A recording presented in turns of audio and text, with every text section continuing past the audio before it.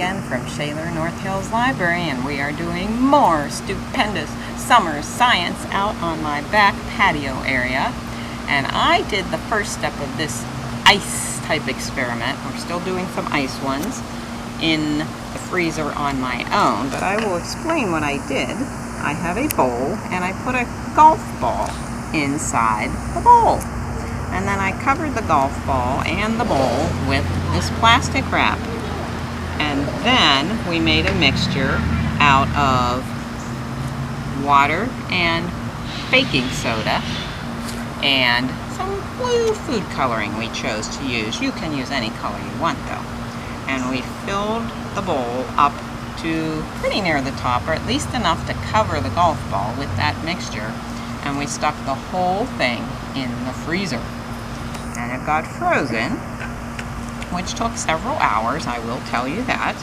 And we took it back out and it was frozen solid.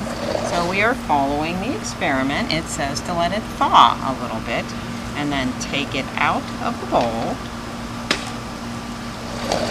And we have to flip the bowl over and take off the saran wrap. It says it's going to be a little bit hard, it said, to pull it off, but we have to get that saran wrap out of there, the plastic wrap. And then we are going to have an icy volcano. Instead of a hot volcano that is spewing molten ash, we are going to have an icy one. And that is why we chose the color blue for this. This is not the easiest thing in the world to get off, and I will show you that. Or tell you that, I guess, because you are able to see it yourself right now. You can see I'm not able to get all of it off, but I think I got most of it off.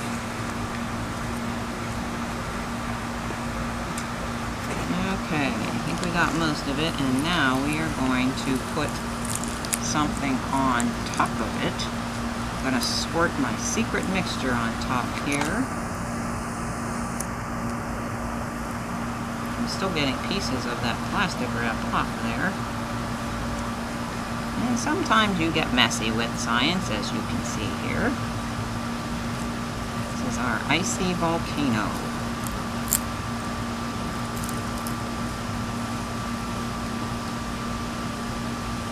Okay, then we're supposed to try to get this golf ball out of here somehow. So, I'm going to go get a knife and try that. So I will be right back. Okay, so I went in and got my knife, and I have chipped away at this to get this golf ball in the middle out here. And there is our golf ball. I'm going to see if I can get some more of this plastic wrap out of here, because it is down on the inside as well. This is kind of annoying stuff, this plastic wrap, because it keeps breaking up into smaller pieces. And I can't get all of them out without breaking up my volcano here. But we're going to go with what we have here, I think, and see what happens when we put some of this magic formula on top of this volcano. We're using a little syringe here that we are going to fill up with this magic formula.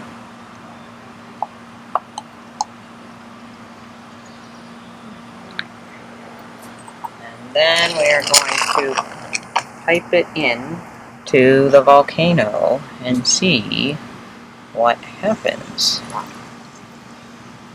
Maybe we're just going to pour it in so it has a little bit more of it.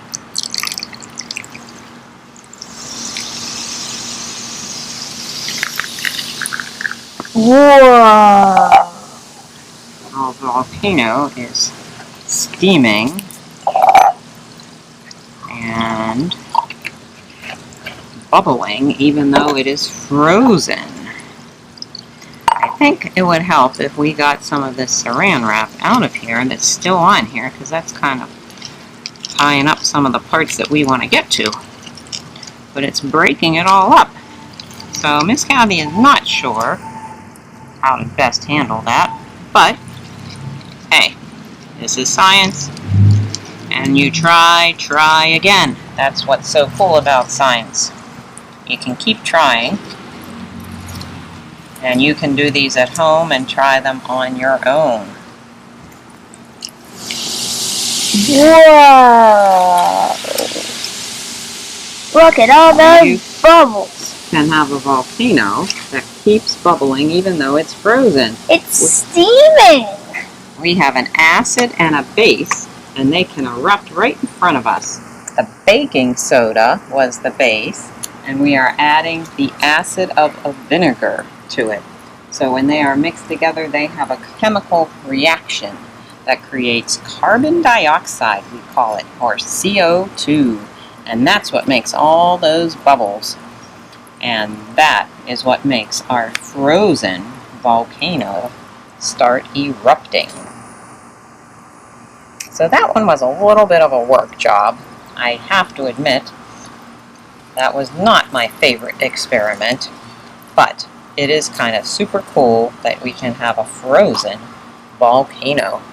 So stay tuned for more stupendous summer science with Miss Kathy from Shaler North Hills Library. Hi, this is Miss Kathy from Shaler Library again. We are doing more experiments with ice today.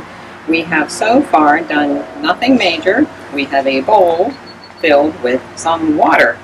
And we are going to take a piece of ice and we are going to put it in this water, and when you first drop it in, it'll sink to the bottom, but then it'll float back up to the top.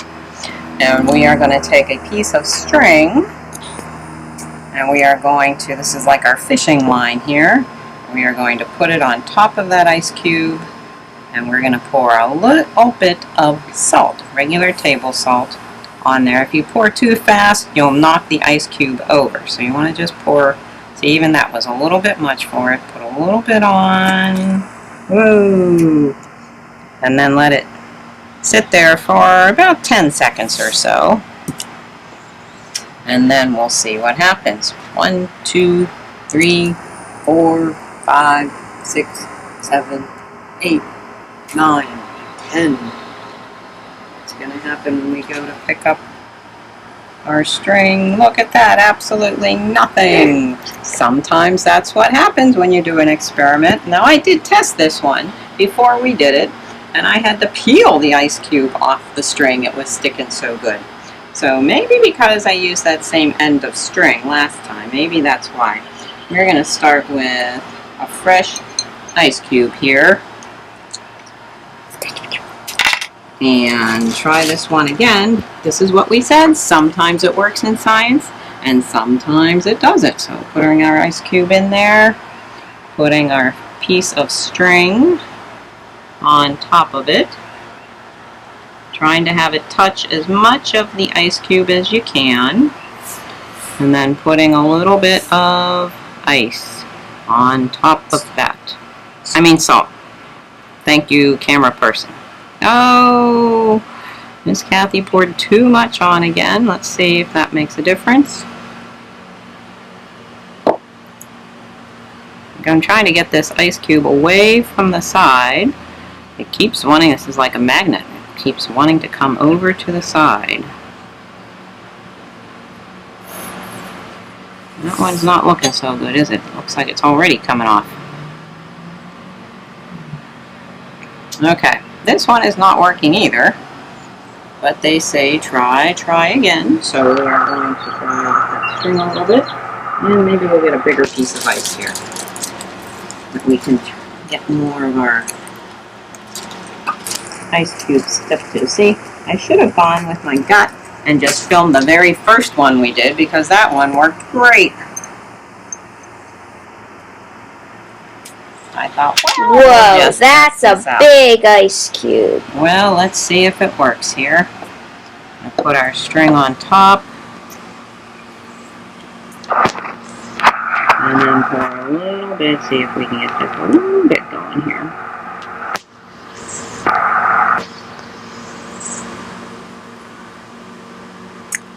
A little bit of ice. And a little bit of salt.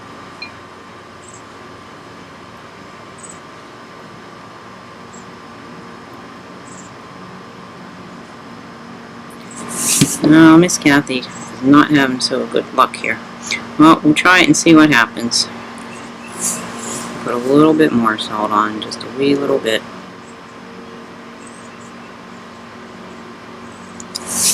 And wait about 10 seconds and see if we can go ice fishing.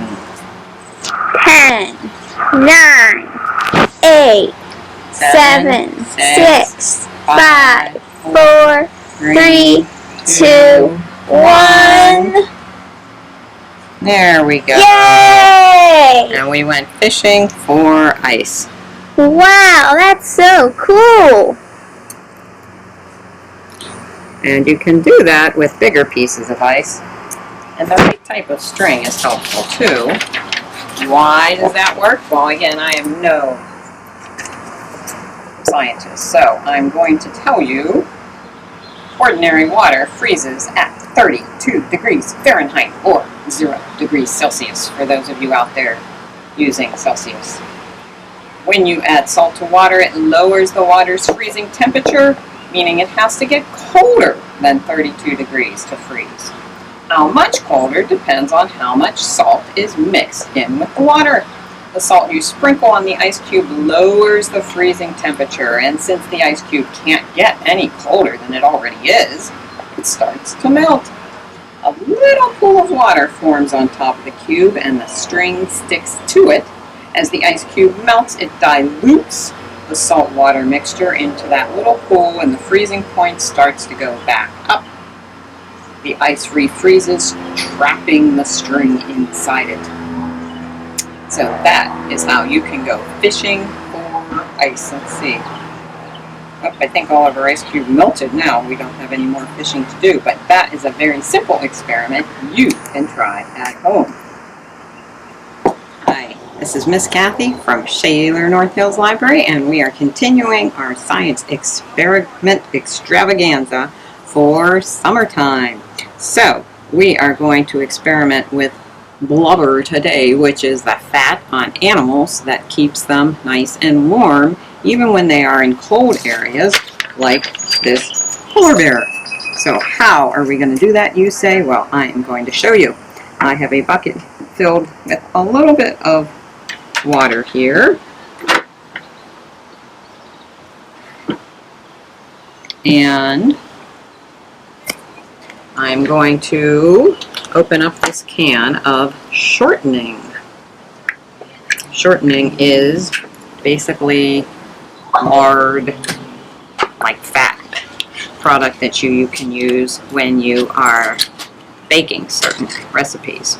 So we are going to put 4 tablespoons of shortening into a Ziploc bag.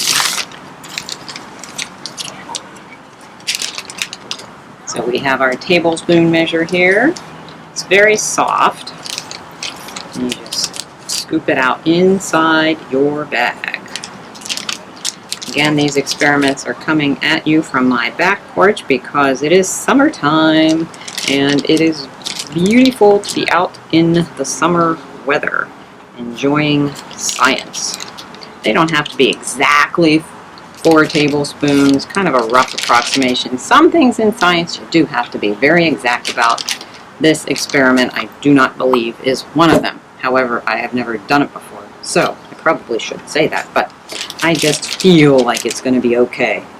So, we have this bag here with our shortening in it.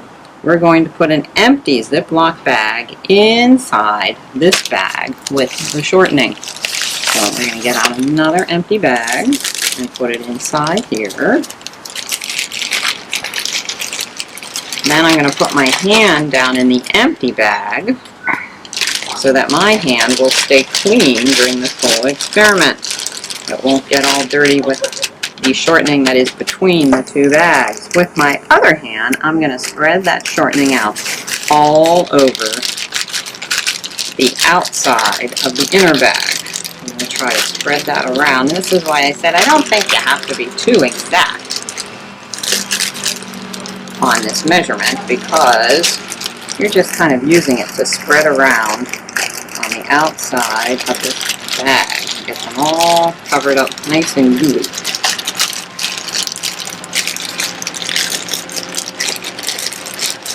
Now, once we figure that's all pretty well covered up there, oh, maybe we should get a little bit more on this side. Doesn't look like it has quite as much.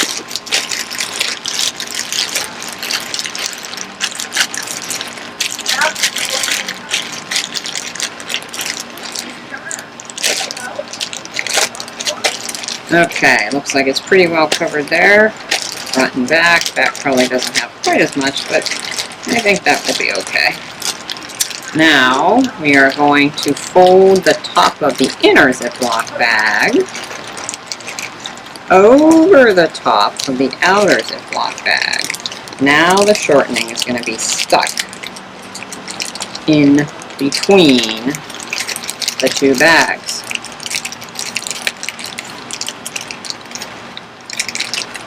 Ta-da! Ta-da! Great. Okay.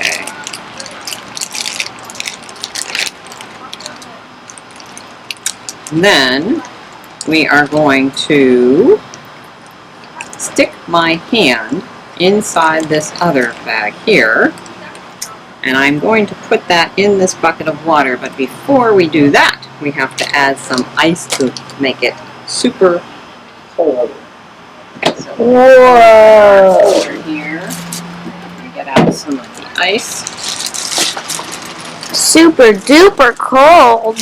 We had cold water to start with, and now we're going to have colder water because we are adding ice to it. Can you see what's going on over here? I would maybe come over this side so that you're showing them what's happening. Okay, so we have our cold water there, and I'm going to stick my hand in this new, what we call a blubber glove, and dip it into the bucket of ice cold water.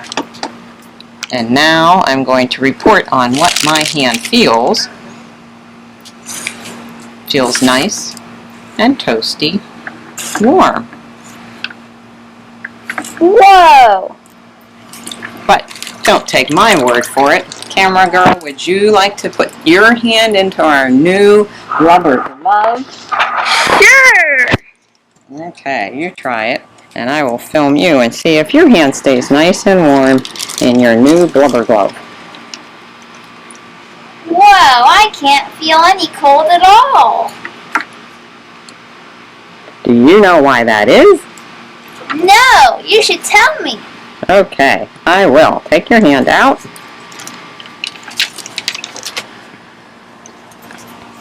And the shortening is basically just like fat. And fat is what keeps the polar bear nice and warm because it stops energy. It acts as an insulator and holds the energy inside the bear so it doesn't get to travel away from the warm spot into the cold spot like energy and heat usually wants to do. It gets trapped in there. So the body heat that the polar bear creates is staying in his body, and that will keep the outside cold out there and keep him nice and warm inside his den or inside his skin where he has his blubber. So that's how they stay warm. Yeah, that's how they stay warm. That's one of the tricks they have. But I wonder if this would work as well if we tried it with other substances. Like if we tried it with butter. You think it would work good with butter? Probably not. Polar bears don't have butter in them. That's true, but there may be other things that work like butter or work like shortening to act as blubber. So let's do an experiment and find that out. Okay, so we tried it with the shortening. Now we're going to try it with butter, which has a large percentage of fat in it too. So we'll see if that makes any difference. Put that in our inner bag. And then we're going to put this bag in there to keep this one clean. And push that butter down. And then you get to go squishy, squishy. Squishy, squishy. And you can turn this bag over and squishy, squishy on the other side. I love squishy, squishy. So it kind of looks like the shortening bag, but it's yellow instead of white.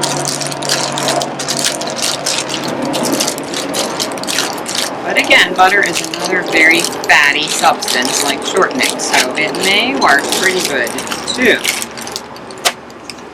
Then we're going to take this inner bag and just fold it over the outer bag at the top there to keep all that butter where it's supposed to be. Whoa. And then we're going to take this and put it down. Let's add a little bit more ice so it's a little bit colder. We like ice. We want ice. Ice, ice, ice, ice. Ice is nice, and it looks like that's all the ice we have right now. So we will use up that ice and test it with butter. Putting our hand down in the cold water with the butter. Did it work? Well, it works pretty good. I think I can feel the cold sooner than I did with the other one.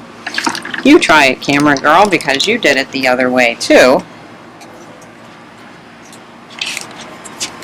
See if you notice any difference.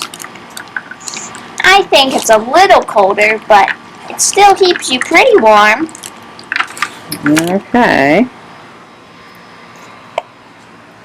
Then let's try it with one other thing. And this one will be easier because it's not so messy as butter and shortening. Let's try it with something completely different, like salt. You think salt might be a good insulator?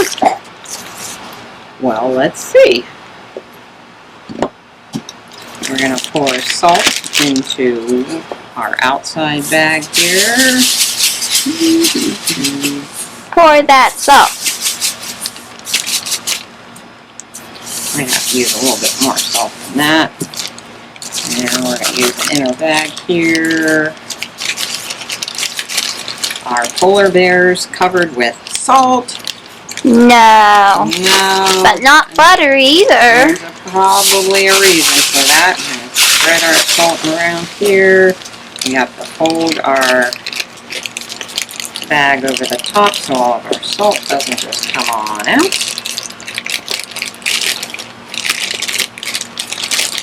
And then, see, one of the problems with this, you notice something that's different?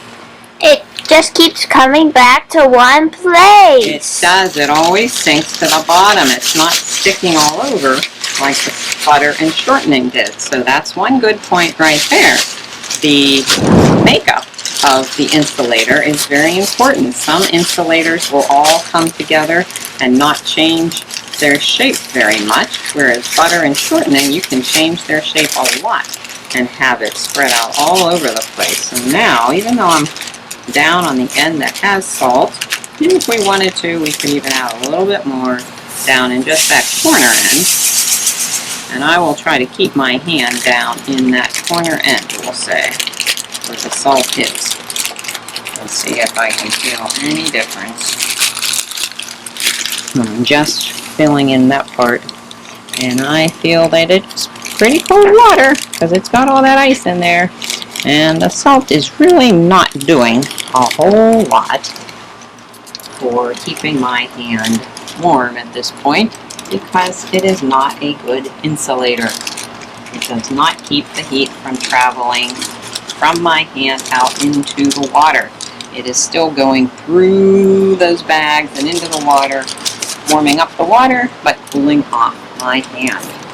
So that is how polar bears stay warm in winter.